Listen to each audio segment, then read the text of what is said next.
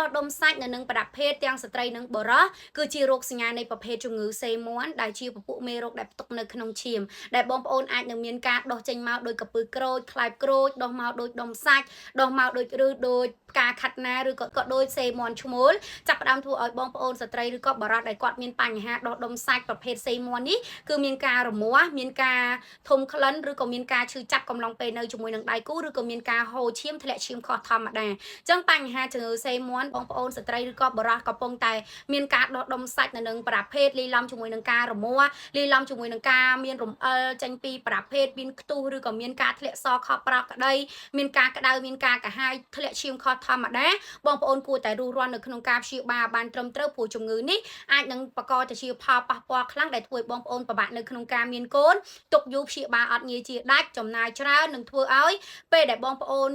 ទុកកាន់តែច្រើនការដោះរីករាលដាលក៏កាន់តែច្រើនគឺពិបាកនៅក្នុងការព្យាបាលនិងប្រឈមជាមួយនឹងជំងឺមហារីកមាត់ស្បូនទៀតបើសិនជាក្នុងករណីបងប្អូនកំពុងមានរោគសញ្ញានេះបងប្អូនគួរតែរស់រាននៅក្នុងការព្យាបាល